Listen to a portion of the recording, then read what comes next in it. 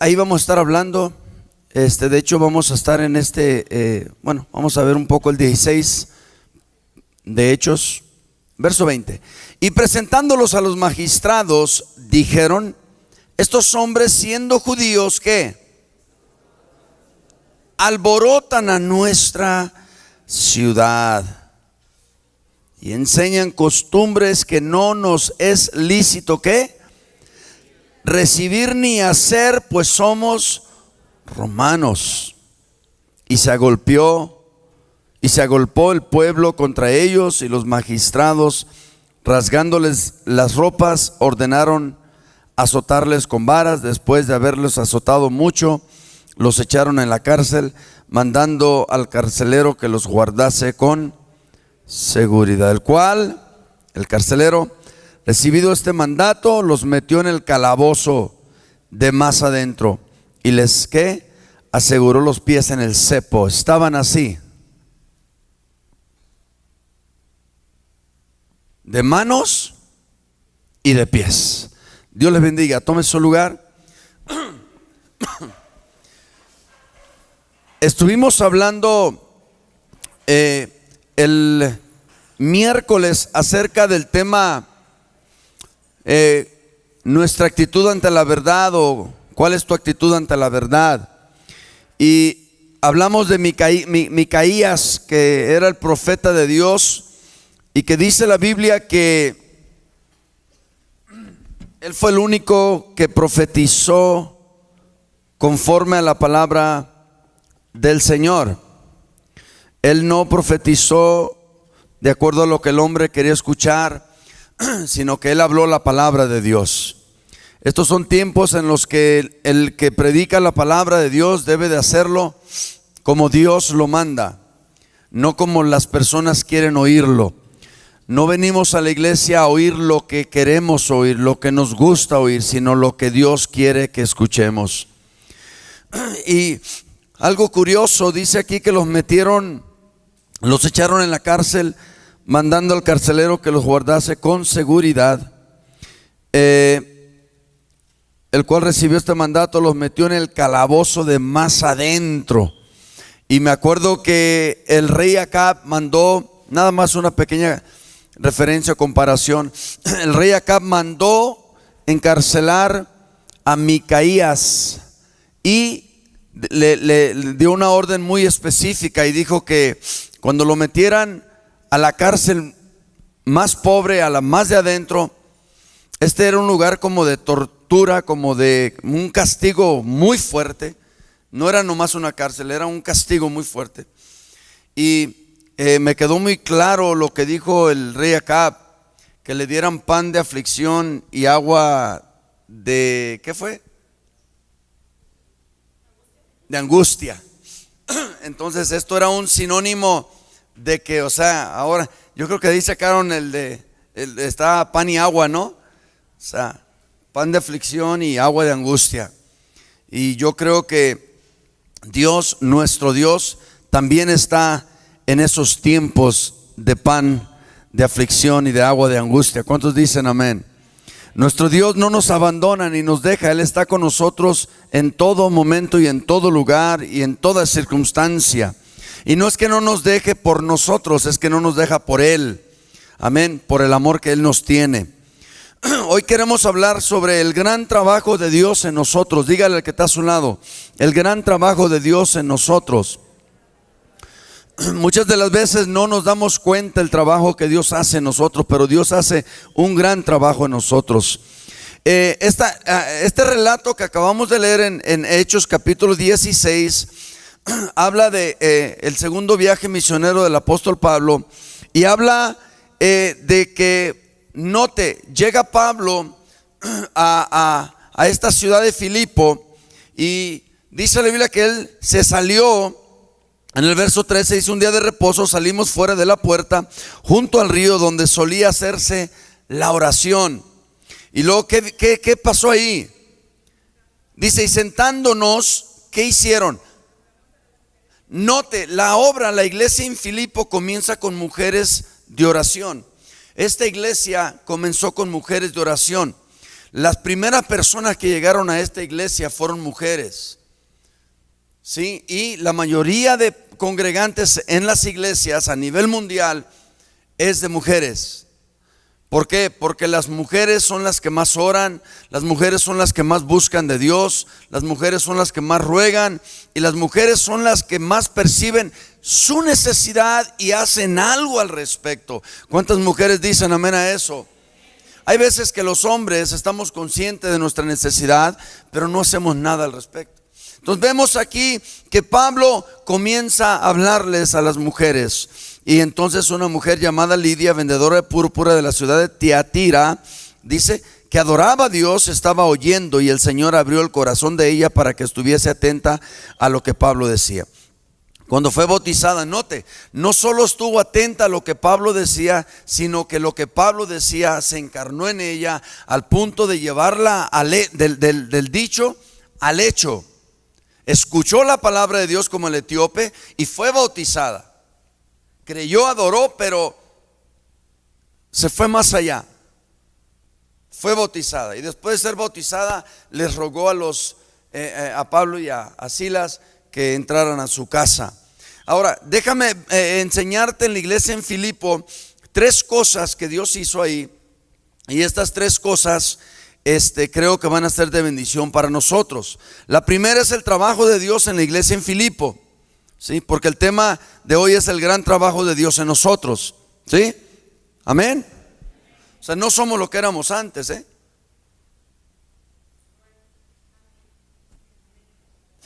Y gracias a Dios por eso. Entonces, el gran trabajo de Dios en nosotros, en 3 áreas. El trabajo de Dios en la iglesia de Filipo. 2, el trabajo de Dios en la iglesia de hoy. 3, el trabajo de Dios en el cristiano individual, en el creyente individual. Cómo se mueve Dios, cómo se movió Dios en la iglesia en los tiempos de Filipo, cómo se mueve Dios hoy en la iglesia de hoy y cómo se mueve Dios en la vida de cada uno de nosotros. Amén. Amén.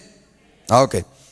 Entonces, la carta a los filipenses comienza en el capítulo 1, verso 1, con gracia. Diga conmigo, gracia. ¿Alguien sabe lo que significa gracia? ¿Qué significa gracia? ¿Alguien dijo sí? Favor, un favor no merecido. Sí, gracia es un favor no merecido. Por eso cuando la gente te hace algo, ¿tú qué le dices? Gracias. Y gracias viene de gracia. ¿Sí? Un favor no merecido. Entonces, en Filipenses capítulo 1, versículo 2, vemos que la Biblia comienza con gracia, ¿sí? Y termina con gracia en el capítulo 4, versículo 23, porque Filipenses nada más tiene 4 capítulos, ¿sí? Comienza con gracia y termina con gracia.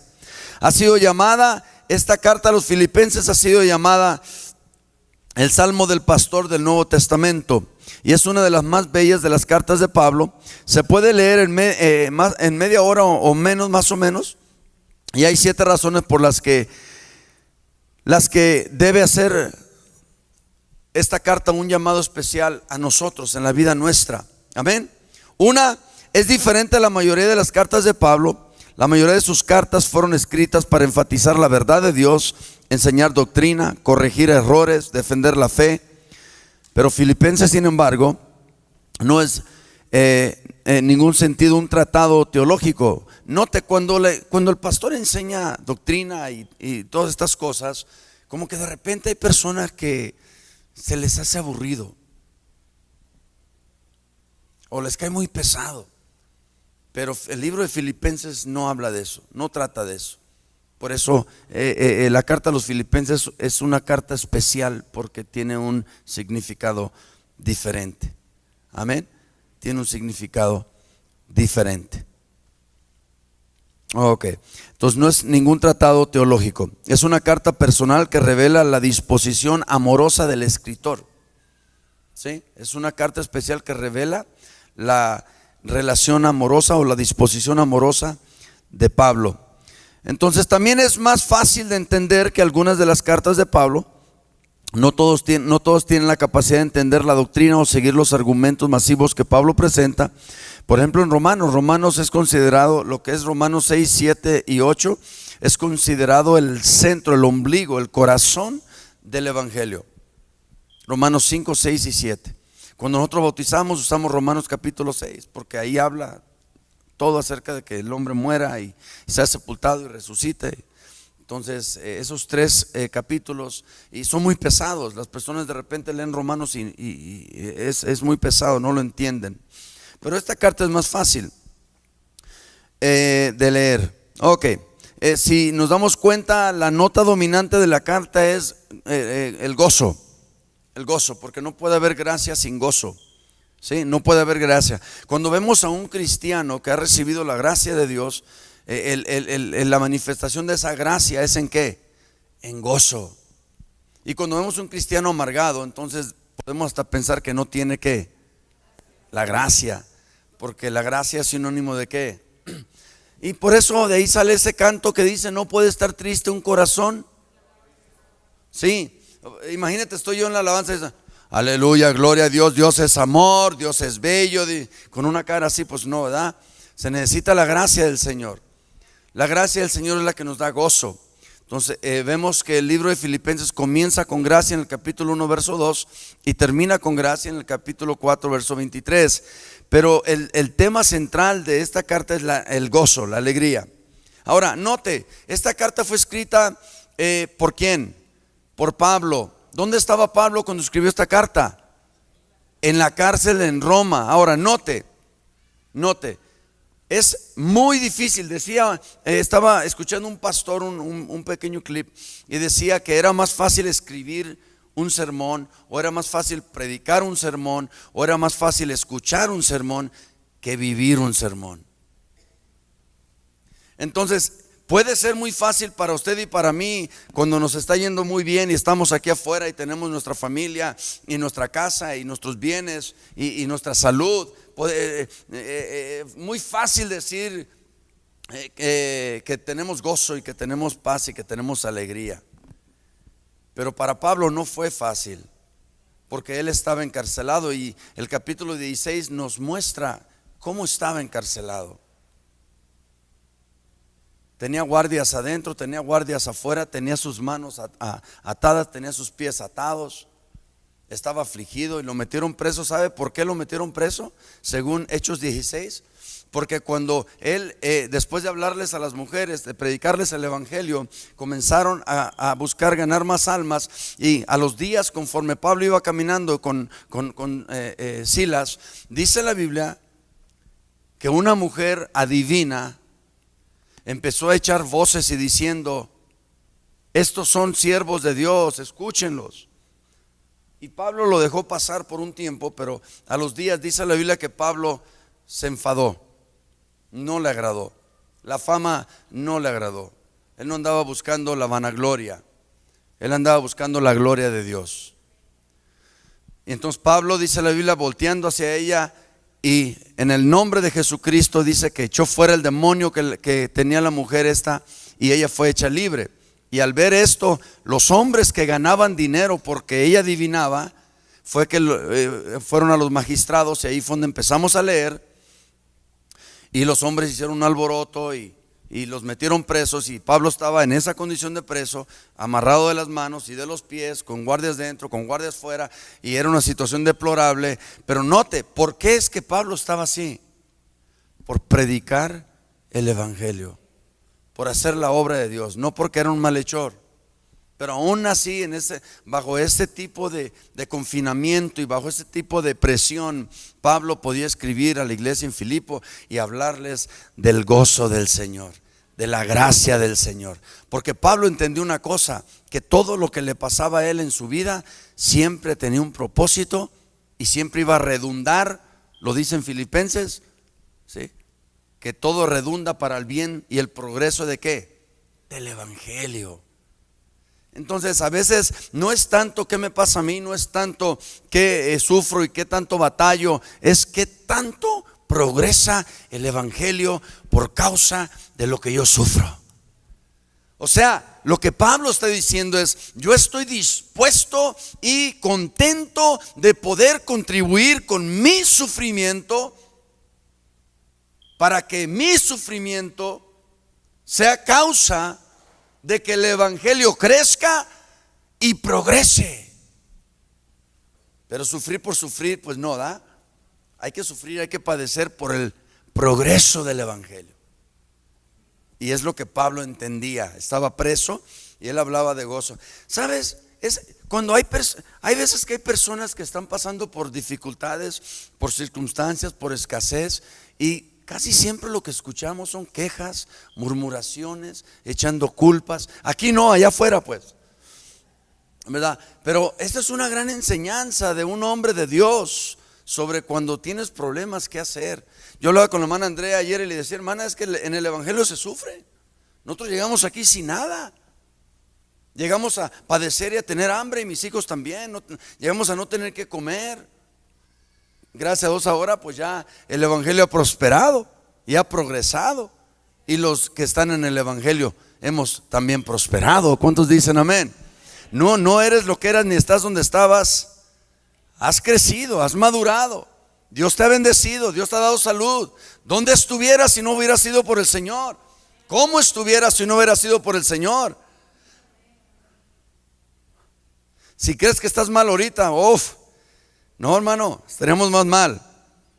Entonces, esta carta es escrita como un ejemplo de Pablo a aquellos que estaban padeciendo lo que fuese, diciéndoles que le echen ganas, que no hay problema, Dios está con ellos y así. Entonces, la clave de esta primera enseñanza vemos en Filipenses 1:6. Note lo que dice en Filipenses 1:6, porque esto es clave. Esto lo vamos a hablar ahorita, en medio y al final. ¿Qué dice Filipenses 1:6? Estando persuadido de esto. Esta palabra persuadido tiene que ver, ¿sabe con qué tiene que ver? Con una convicción muy fuerte, arraigada en el corazón de la persona. Note, esto causa que una persona nunca deje a Dios. Este tipo de convicción causa un efecto en la vida de una persona, que la persona llega a entender que no importa lo que viva, no importa lo que pase, no importa lo que le hagan o lo que sufra, nunca va a dejar al Señor, porque la persona entiende que del Señor solamente provienen cosas buenas. Y entonces dice: estando persuadido o persuadidos de esto. ¿De qué? Que el que comenzó en vosotros, ¿qué? Yo pregunto, ¿quién comenzó en nosotros la buena obra, hermanos? Jesucristo comenzó en nosotros la buena obra. Nosotros fuimos la coronación de la creación. Y lo que ya se había perdido, dice Lucas 19:10, el Hijo del Hombre vino a buscarlo para salvarlo. Y usted y yo estábamos perdidos, muertos en nuestros delitos y pecados, rescatados de nuestra vana. Entonces, note, estando persuadido de esto, que el que comenzó en nosotros la buena obra, ¿qué va a hacer? Por eso es que nosotros somos una obra en proceso. Cuando ofendas a alguien o algo, pídele perdón y dile: es que soy una obra en proceso. De repente con los muchachos tenemos un dicho, cuando alguno de ellos, porque de repente, como en la mañana alguien quería barrer el agua para arriba, uno de ellos, y entonces por ahí otro le dice: no, ¿cómo para arriba? Es para abajo. Y entonces le digo: dale chance, pues está aquí por drogas. O sea, es como la excusa, es como la justificación, ¿me explico? Es más, es hasta cómico entre nosotros, porque nos entiende, es un lenguaje que nosotros nos entendemos. ¿Sí me explico? Entonces note, esto es lo mismo. Este es un lenguaje que nosotros como creyentes debemos de entender. Soy una obra. O sea, mi esposa no debe de esperar perfección, porque no he sido perfeccionado.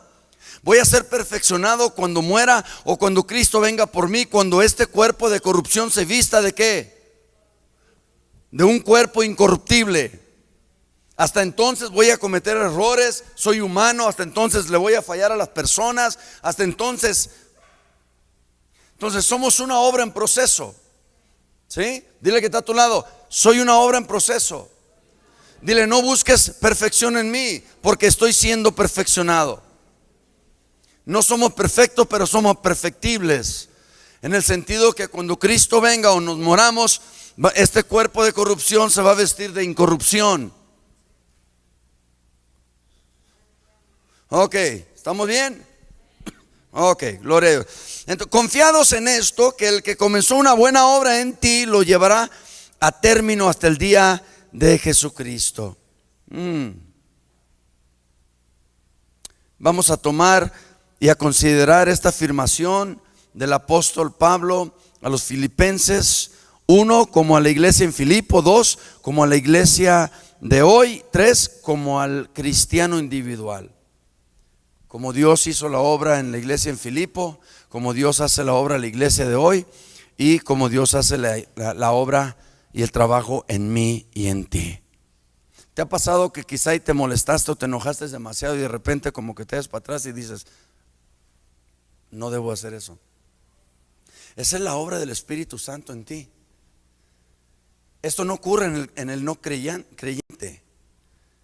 Él no tiene esa restricción o freno. Él lo hace una vez, 2 veces, 3 veces, 4 veces, 5. Él vive haciéndolo. Nosotros no, ¿verdad que no? Hablas algo que no debes de hablar. Ay, dices, no debí de haber dicho eso. Los de afuera no piensan así. Ellos dicen, no, como me hablen, como me traten. Por eso un creyente no debe de hablar así. Porque si yo hablo como me hablan y trato como me tratan, entonces yo soy como ellos son. Me convierto en lo. ¿Quieres ser diferente que ellos? Habla diferente, piensa diferente y actúa diferente. Sé diferente. Hay gente tan dañada que de repente dice, no, a mí como me tratan los voy a tratar. Pues te vas a convertir en lo que ellos son.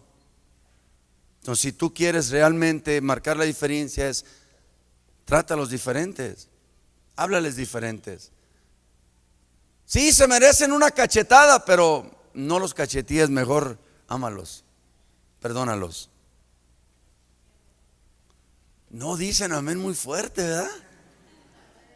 Ok, como que estoy tocando nervios. Ok, vamos a ver estas 3 cosas. Número 1, el trabajo de Dios en la iglesia en Filipo. ¿Quién comenzó la iglesia en Filipo y cómo? Está perfeccionada, perfectamente claro que Dios comenzó, continuó y complementó su iglesia. En Hechos 16, no leímos todo el versículo el capítulo para no tomar mucho tiempo. Se da la historia, se cuenta la historia para nosotros de cómo comenzó el trabajo de la obra en Filipos. Usted lo puede leer luego con calma en su casa y hallarle un poco más de enseñanza ahí. Ok, entonces vemos aquí cómo fue que comenzó. Dios compungió, cargó los corazones de algunas mujeres que oraban. Hechos 16:13. Cada vez que el Señor está por comenzar algún trabajo, primero pone a uno o a otros de los suyos a orar. Estaba Pablo y Bernabé orando y ayunando con los de la iglesia cuando el Espíritu Santo habló y dijo: apartadme a Saulo y a Bernabé para la obra que yo les tengo que encomendada. Esta obra se comenzó en oración y en ayuno. Y siempre que Dios va a comenzar una obra en X o Z lugar, esos son los ingredientes de parte del hombre: ayuno y oración. ¿Quieres hacer algo para Dios un día? Ayuno y oración. Pero nota, no vas a ayunar y no vas a orar para que Dios haga algo. Vas a orar y vas a ayunar porque esa debe de ser tu naturaleza como creyente. ¿Ves alguna deficiencia? Tú no tienes ninguna otra opción ni nada más que hacer que orar y ayunar. Es la única manera y el medio por el cual se pueden llevar a cabo cambios. Mi esposa me trata de X o Z manera, no me gusta, me pongo en ayuno y en oración. Mis hijos andan en rebeldía, me pongo en ayuno y en oración. Mi esposo anda mal, me pongo en ayuno y en oración. Todo en la obra de Dios. Dios mueve los corazones, Dios mueve a las personas al ayuno y a la oración. ¿Por qué? Porque el ayuno lo que hace es que quita lo tuyo y pone lo de Dios. Y la oración es una comunicación del Espíritu Santo con Dios mismo. Porque la Biblia dice que Él pide por nosotros. ¿Con qué? Sí, Él lo hace. Cuando oramos no somos nosotros hablando con Dios. Cuando oramos es el Espíritu Santo intercediendo por nosotros. Por eso, toda obra que se lleve a cabo en cualquier lugar y de cualquier índole debe de tener su fundamento en la oración y en el ayuno. Y aquí Dios conmovió a las mujeres en oración y note, por eso llega Pablo. Ahora, si usted comienza a leer el capítulo de 16 del libro de los Hechos, se va a dar cuenta que en los primeros 5 versículos hay un breve relato de que se le apareció a Pablo, ¿quién?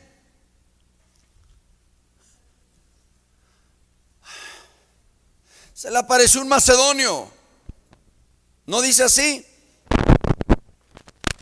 A ver, vaya a la Biblia, no me vea a mí. Hechos 16.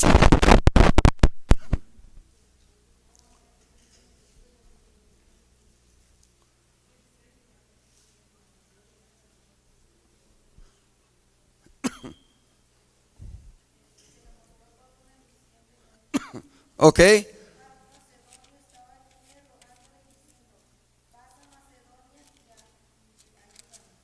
Ok. Note.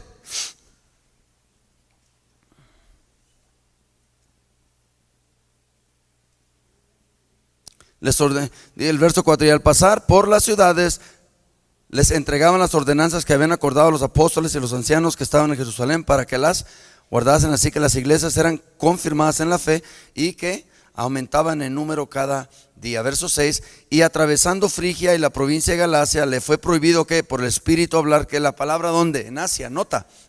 ¿Por qué es que el Espíritu Santo? Por eso hay veces que nosotros hacemos cosas pensando que porque son cosas de Dios podemos hacerlas, pero aún hay cosas de Dios que si Dios no te mandó a hacerlas, no debes de. Pero es que es de Dios, sí es de Dios, pero no es para ti, o no es el momento. Y esto es lo que muchas personas no entienden. Una vez a un joven le dieron un llamado de que iba a pastorear. No, hombre, se lanzó luego a pastorear. Dios no le dijo, vas a pastorear ya. Dios le dijo que un día lo iba a levantar para que pastoreara, pero él se adelantó. Y donde quiera que ha ido ha fracasado. ¿Por qué? Pues es la obra de Dios, sí, pero no era para ese momento, o quizá para ese lugar. Y a veces fracasamos aún en las cosas de Dios porque estamos fuera de tiempo. Y nota, es curioso, esto podría sonar hasta contradictorio. ¿Cómo que el Espíritu Santo le prohíbe a Pablo hablar la palabra? Sí, ¿por qué? Porque no era la palabra para ellos en ese momento. Y esto yo sé que nos cuesta mucho entenderlo, pero ahí va. Y cuando llegaron a Misia, intentaron ir a Bitinia, pero el Espíritu, ¿qué? Otra vez. Ya es la segunda vez. Y pasando juntos a Misia, descendieron a Troas, y se le mostró a Pablo una visión de noche que un varón macedonio estaba en pie rogándole y diciendo, pasa a Macedonia. ¿Y qué? Cuando vio la visión, enseguida dice, cuando vio la visión, enseguida procuramos partir para Macedonia, dando por cierto que Dios, ¿qué? 2 veces el Espíritu le dijo, no es por aquí, no es para ellos. Y la tercera vez se le muestra en visión la necesidad que hay. Ese es Dios. ¿Por qué es que se le muestra en visión la necesidad que hay? Porque había unas mujeres que estaban orando, que estaban rogando, que estaban pidiéndole a Dios de rodillas: Señor, trae el evangelio, trae el evangelio, trae el evangelio. Cuando hay gente orando, cuando hay gente ayunando, cuando hay gente pidiéndole a Dios que Dios haga algo, es cuando Dios mueve a su gente, mueve a su pueblo, mueve a sus siervos para que haga aquello que la gente necesita que se haga. Miren lo que la oración de estas mujeres causó que el Espíritu le dijera a Pablo: no hables aquí y no vayas para allá. Y después por el Espíritu se le mostró a Pablo la visión de un macedonio diciendo: ven, ayúdanos. Porque había unas mujeres orando, clamando porque se viniera a predicar el evangelio de Cristo. Necesitas entender que cuando tú desees que Dios haga algo en ti, en tu matrimonio, en tus padres, en tus hijos, en tu familia, debes de ir a Dios en oración. Déjate de estar dándoles lata y guerra. Lo único que haces es que estás de punta con ellos. Es lo único que yo he hecho con mucha gente a través de los años, cuando vivo confrontándolos o enfrentándolos y diciéndoles sus verdades. Lo único que he logrado hacer es hacerme los enemigos. ¿Y sabe qué? He logrado entender con lo que hablé el miércoles. Pablo dice, por hablaros la verdad a los Gálatas: he venido a ser vuestro enemigo. Me los he echado encima por hablarles la verdad. Y entonces yo entiendo de que no es mi trabajo ni mi deber. Si tú andas mal, no es mi trabajo y mi deber estar marcándote la pauta. ¿Tú crees que la gente va a cambiar? Ni tus lágrimas los van a cambiar. Tus hijos en tu presencia son una cosa y fuera de ella son otra. Por eso, cuando no están en tu presencia, llévalos en oración. Porque eso es lo único que va a marcar la diferencia.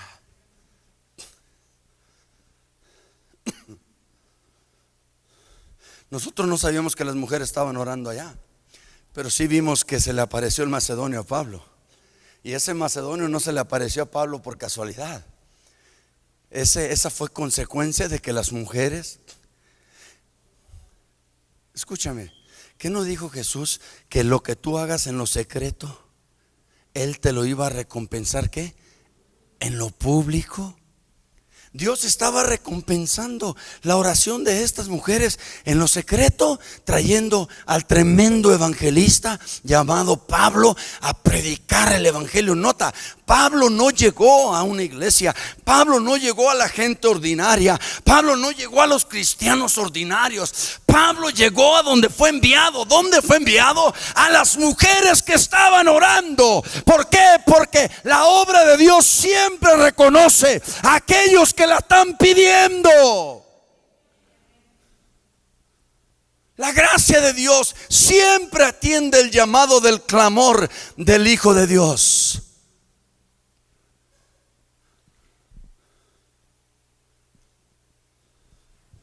Llegó a las mujeres que estaban orando. ¿Por qué? Porque fue su oración la que lo trajo. Va a ser tu oración la que te va a traer tu milagro. Va a ser tu oración la que te va a traer la respuesta. Va a ser tu oración la que va a traer los cambios. Va a ser tu oración, no tu lloro. Tu oración, tu clamor. Puedes llorar toda tu vida por tus hijos y aún así van a ser rebeldes. Pero cuando una mujer dobla sus rodillas y clama, Dios le escucha y cambia las cosas. Con un hombre también, con más razón. Pero escucha, esto es importante que lo sepas. Y yo no sé por qué Dios me está entreteniendo ahí, pero yo sé que hay muchas madres de familia que tienen problemas con los esposos y que tienen problemas con los hijos, pero no oran. Y yo creo que en esta mañana Dios te quiere enseñar que no es diciéndoles y enfadándolos, es orando. Los cambios vienen por medio de el ruego y la súplica, no a ellos, a Dios. No le ruegues, ay, mijo, por favor, ya pórtate bien. No, dobla tu rodilla y dile: Señor, toca su corazón, cambia su corazón, transforma su vida, Señor. Y entonces tu oración va a subir al cielo, y del cielo va a venir la respuesta, y alguien le va a predicar a tu hijo de Cristo, y el Espíritu Santo lo va a convencer, y su corazón se va a compungir, y de repente lo vas a ver un día diciendo: mamá, ¿no me invitas a la iglesia? Mamá, yo quiero ir contigo al culto. Mamá, yo quiero conocer de Cristo. Y te vas a quedar con la boca abierta, porque eso es lo que Dios hace para aquellas personas que oran. ¿Sabe por qué muchas veces las personas no oramos? Porque no creemos en la oración. Pero si en verdad creemos en Dios, aleluya. ¿Sabe? Eso me apasiona a mí. Eso me apasiona. Entonces, al cargar los corazones de algunas mujeres que oraban, dos, al guiar los pasos de sus siervos. Los siervos de Dios tenían la intención de predicar en Asia, y el Espíritu Santo les dijo que no. Les cambió los planes. ¿Qué vas a hacer cuando Dios te cambie los planes? Es que yo pensaba, es que yo quería, es que iba a ir, es que iba a hacer. Y no vas a ir, ni pensar, ni querer, ni hacer, sino que el que se somete a Dios es siervo de Dios, y el que manda es Dios, y el siervo obedece. Yo quería también muchas cosas, pero mire, Dios me tiene aquí predicándole. ¿Qué haría usted si Dios le cambia los planes? ¿Qué haría usted si usted quiere ir a X y a Z y a Y, y Dios te dice: no vas? Oh.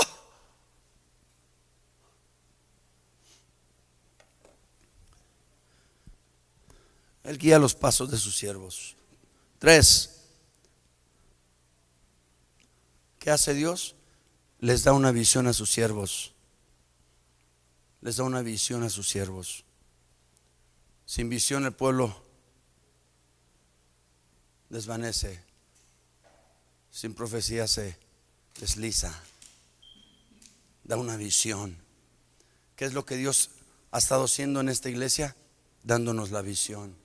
Hay una visión, hay un trabajo, una obra que se está llevando a cabo de parte de Dios, como Dios lo hizo en la iglesia en Filipo, lo está haciendo en nosotros.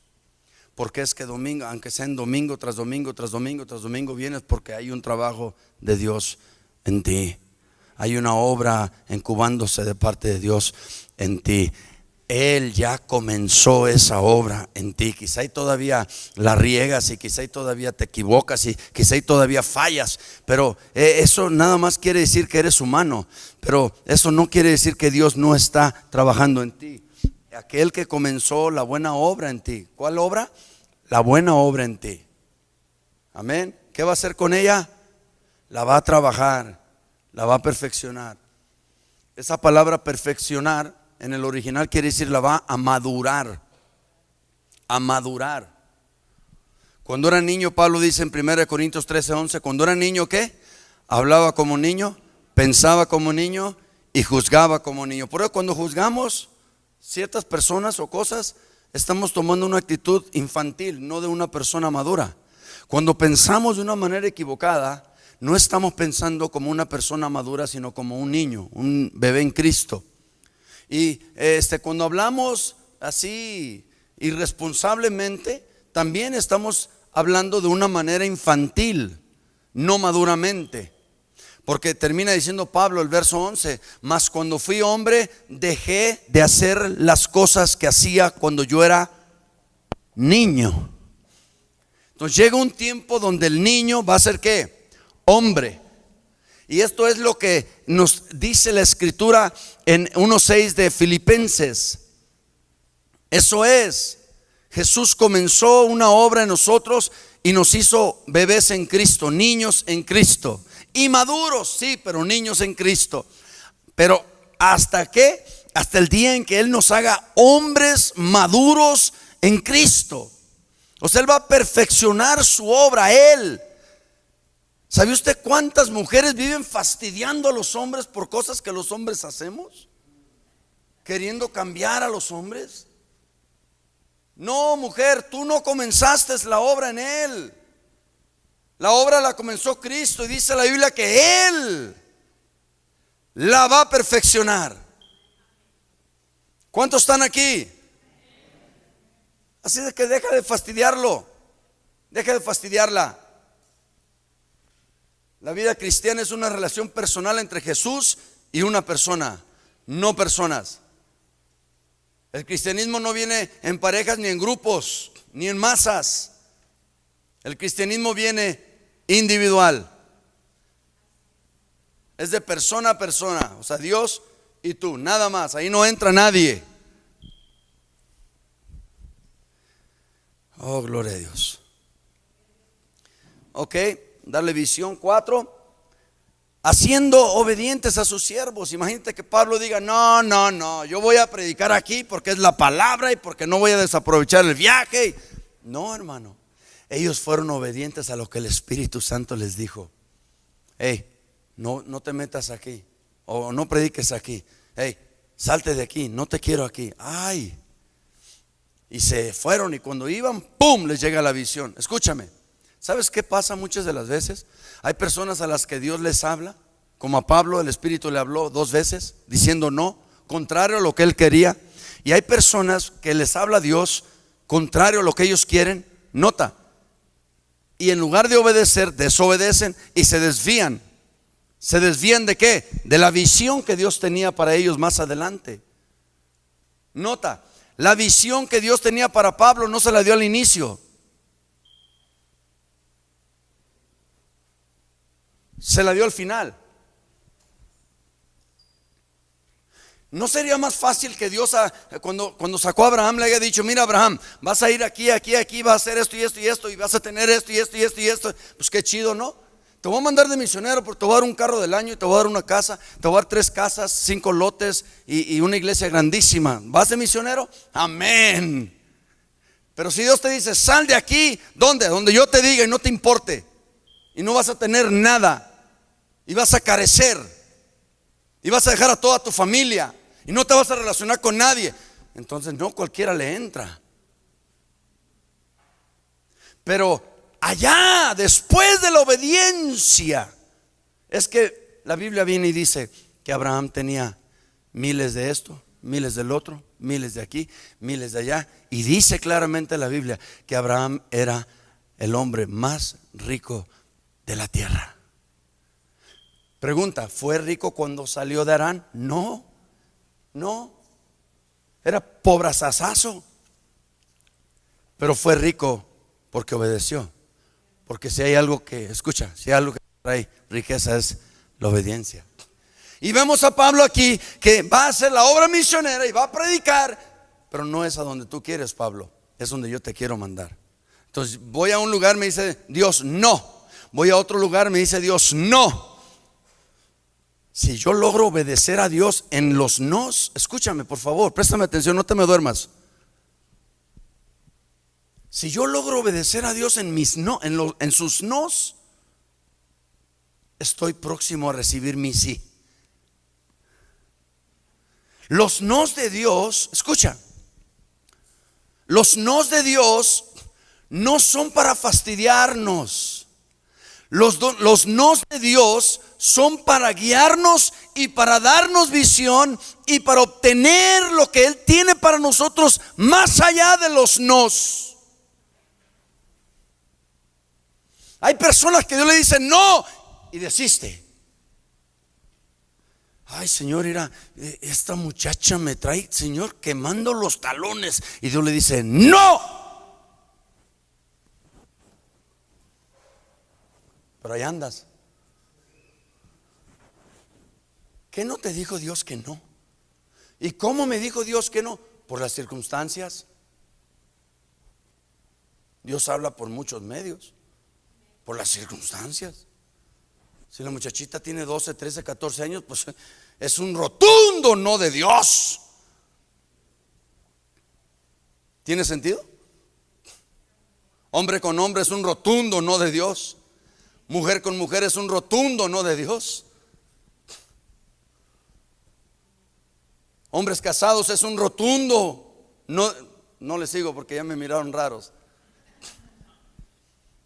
Pero si tú logras sobrepasar los nos de Dios y obedecerlo, mira, el que obedece a Dios en sus nos va a gozar los sís de Dios.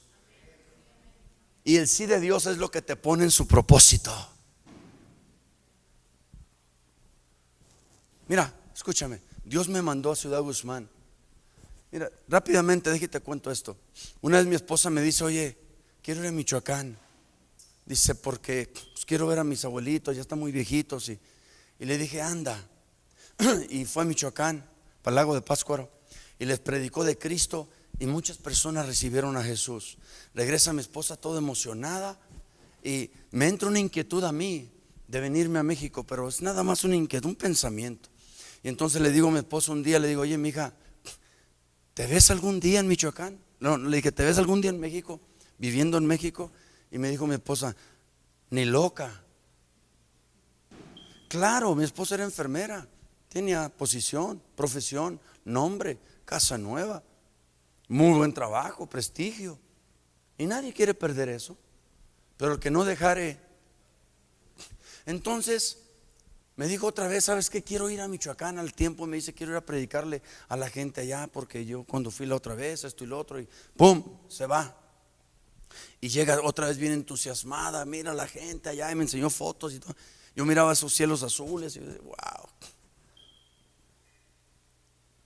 De allí saliste tú. Todos los que están aquí, de ahí salieron. Porque después de ese viaje Dios empezó a tratar conmigo. Al punto que un día llegó un predicador guatemalteco en nuestra iglesia, y estaba yo en la parte de atrás, y estaba el altar así, y voy yo en la parte de atrás, y este predicador guatemalteco me pone la mano encima y me dice, te veo en México pastoreando. Oh, Dios mío, sentí escalofrío y corrí al altar llorando, hermanos. Yo era muy sensible, lo confieso. Corrí al altar llorando porque lo que Dios estaba haciendo en mí yo no se lo había dicho a nadie. Y cuando este hombre de Dios me dijo esto, él había sido maestro de nuestro maestro de instituto bíblico. Y cuando él me dijo esto, y él no sabía nada porque él no vivía ni cerca de ahí, me fui llorando al altar y Dios me dijo esto, así, que me quería en México. Entonces yo rápidamente, mi esposa dice, mi papá tiene terrenos, tiene tierras, tenemos casa allá. Y yo pues luego me acomodé, dije, es Michoacán. Nada tonto el muchacho. Dije yo, es Michoacán. Y entonces le platico a mi esposa la visión. Mira, así. Y luego voy con mi pastor. Lo invitamos a comer un día a la casa y le digo, pastor, así. Pero fíjese cómo empezó esto. Nos habíamos quejado de que nuestro pastor salía mucho como misionero. Y una vez murmuramos, mi esposa y yo, nada más entre nosotros, ¿verdad? ¿Cómo sale el pastor? Porque pues nos gustaba cuando él estaba en casa, ¿verdad? Predicando y ministrando. Y una vez sí nos sentimos mal y dijimos, híjole, ojalá el pastor ya no saliera tanto, porque pues la congregación se queja pues a veces, ¿no? De sus pastores. Entonces, allá pues, en Estados Unidos. Entonces yo lo invito, yo estaba convicto por el Espíritu Santo, me sentí mal porque dije, hablé mal del siervo de Dios y lo invito a comer a la casa, lo invitamos. Entonces yo le digo, pastor, tengo algo que decirle, le quiero pedir perdón. Me dice, ¿por qué? Porque hablé mal de usted. Me dijo, ¿cómo? Y ya le expliqué, me dijo, ¿a quién se lo dijiste? No, a mi esposa nomás, le dije. Fue aquí en casa una plática, o sea, fue una queja. Me dijo, mira Héctor, la gente no me entiende, dice. Él levantó como unos 20 centros de rehabilitación, como unas 15, 20 iglesias y la gente no entiende eso. Me dice, Héctor, la gente no me entiende, dice. Pero Dios me llama al campo misionero. Otros no van, yo tengo que ir y abrir y estar y aconsejar. No, hombre, pastor, olvídense, tenía un trabajo que. Entonces, yo la verdad, yo estaba quebrantado, estaba llorando porque me humillé. Le dije, pastor, perdóneme, me humillé llorando. Y me dice, mira, dice, va a haber un éxodo, dice, va a haber un éxodo en Estados Unidos que la gente ni se imagina, dice. Y tú vas a ser uno de los que Dios mande a México. Él no sabía nada todavía. Él no sabía absolutamente nada, yo no le había contado nada. Pensaba decirle ahí. Ese fue en el año 1994. Un año después yo ya estaba en Jalisco.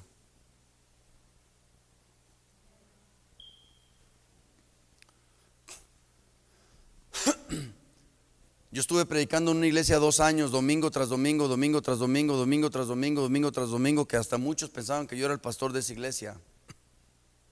El pastor de esa iglesia me tenía un cariño tan profundo que él casi que me quería dejar la obra, y era una obra muy fructífera, como de unas 150, 200 personas. Y me empezaron a invitar a predicar, y yo le dije a mi pastor, y mi pastor dijo: adelante. Y empecé a ir, duré 2 años yendo. Ganamos muchas almas con las predicaciones, y la gente se convertía, y después me miraban con gracia, como un pastor. Y un día mi pastor me dice: ya no quiero que vayas a esa iglesia a predicar.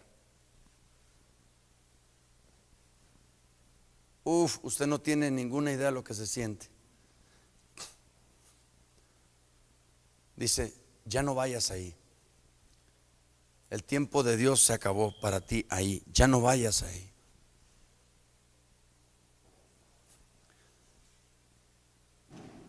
Usted no tiene idea. Yo lloré. Pensé en rebelarme. En su momento pensé en que quizá yo podía seguir yendo, y quizá algún día hasta escalar o caer en gracia, más aún con la gente. Pero obedecí totalmente a mi pastor. Hablé con el otro pastor, le dije: pastor, le amo mucho a la congregación, pero llegó mi tiempo de...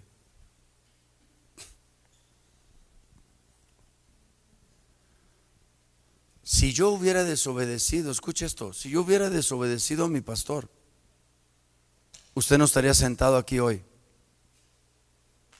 Los muchachos del centro no estarían sentados aquí hoy. Los que se han rehabilitado no estuvieran rehabilitados hoy. Los que se van a rehabilitar no se rehabilitarían. Y todo esto viene a consecuencia de que yo un día escuché a mi pastor decirme algo desagradable, pero que era de parte de Dios, y que yo obedecí. Si tú logras obedecer los nos de Dios, próximo para llegar a tu vida está el sí de Dios. Muchas personas se casan con la persona equivocada y viven lamentándolo toda su vida, porque nunca escucharon el no de Dios. Dios no tenía ese borracho para ti. Dios no tenía ese drogadicto para ti. Dios no tenía ese golpeador. Dios no tenía eso para ti. Pero no escuchaste el no de Dios. Y por no escuchar el no de Dios te deslizaste. Y ahora te vives lamentando. It's too late, my friend. O sea, en español es demasiado tarde. ¿Por qué? Porque Dios tenía el sí, pero te atoraste en el no. Fíjate bien lo que te voy a decir. Estas mujeres que estaban orando porque Dios trajera, no lo dice así la Biblia, pero estaban orando, ¿da? Estas mujeres estaban orando porque llegara el evangelio, ¿da?, a la ciudad de Filipo. Nota. Había un carcelero que era el más urgido del evangelio. ¿Y cómo se le podía llegar a ese carcelero? Solamente por la cárcel. Pero para llegar a la cárcel alguien tenía que pagar un precio. ¿A quién enviaremos y quién irá por nosotros? Heme aquí, Señor, dijo el profeta Isaías. Heme aquí, envíame a mí. Dijo Pablo: heme aquí. Vas a sufrir, sí, vas a padecer, sí, te van a golpear, sí, pero heme aquí. Para que alguien se salve, otro tiene que pagar un precio.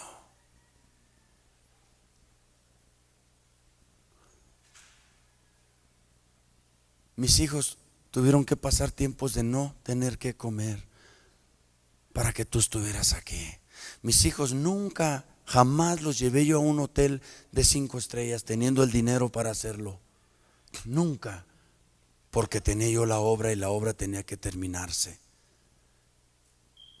Mi casa nunca le hice nada hasta que terminamos la obra. Ahora quiero juntar a mis hijos para llevarlos al Barceló, a todos, con todo pagado, y no puedo. Pero ahora ellos entienden de que se pagó un precio, pero hubo un progreso para el evangelio. ¿Cómo es que se va? ¿Cómo es que se iba a llegar al carcelero? Pues en la cárcel. Hay gente a la que se tiene que llegar.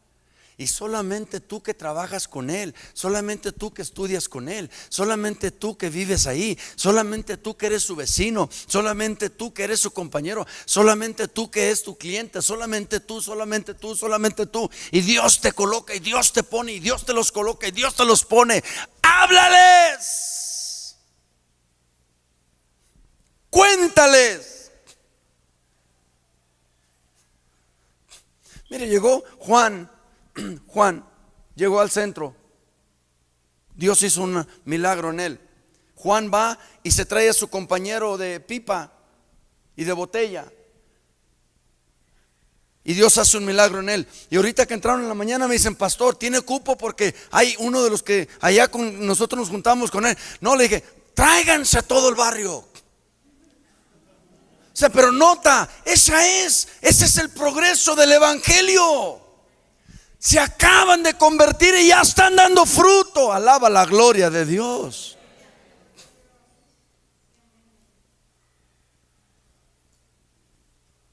Y se lo van a traer al rato. Y si hay que ir por él, mandamos a gente que vaya por él. Porque aquí muchos mandamos por ellos.